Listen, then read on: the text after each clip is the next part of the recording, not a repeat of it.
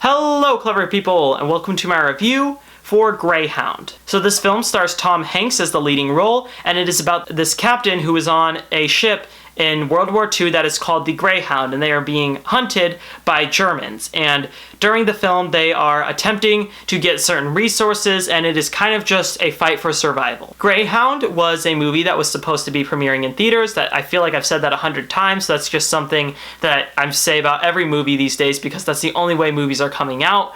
And this one ended up going to Apple TV Plus, which was an interesting choice. You've seen movies go to Netflix like The Lovebirds or Amazon Prime like My Spy. You have not seen movies go to Apple TV Plus other than Greyhound, and it makes sense. Apple TV Plus is trying to build themselves up as a legitimate place. I just reviewed The Morning Show, which was a really quality show that they put out. So I was interested in Greyhound, especially because Tom Hanks actually wrote this one, and I liked the look of the trailers. I was curious about it. And what I'll say about Greyhound is that it is good. It's a solid movie. It's a very solid Tom Hanks war movie, and it's nothing else than that. What this movie really feels like it's trying to be is like Dunkirk. It really emulates a lot of the energy and a lot of the feeling that Dunkirk did, where it is this desperate fight for survival during World War II. And even the color palette looks really similar. A lot of the actors sound really similar. And I understand the appeal of seeing something like Dunkirk and thinking, oh, I want to make something like that. Because the thing is, this movie doesn't develop its characters very much, especially Tom Hanks, who plays the lead. You get a fragment of who he is at the beginning of the movie. Beyond that, it's really just him in like live or die mode the entire time. And the thing is, that is suspenseful. And there are times in this movies where I genuinely felt suspense and I felt the action and I felt overwhelmed to a certain degree, just like the characters, because the way that it's shot, the way that it uses sound, it's all really interesting, especially sound.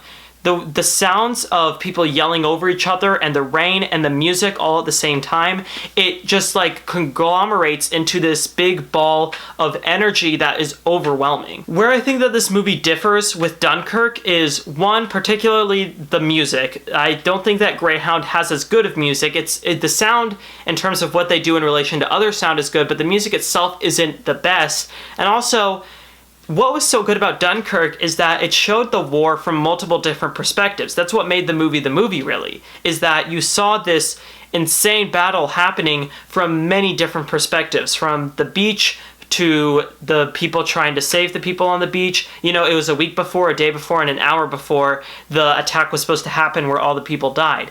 And Greyhound, for one, is very linear, but for two, it follows one character very extensively. The main focus of the movie is Tom Hanks' character, and it follows him the entire film. You didn't see Dunkirk doing that. It went around to multiple different characters to the point where you didn't really care about any one of them. It was about their contribution to the war.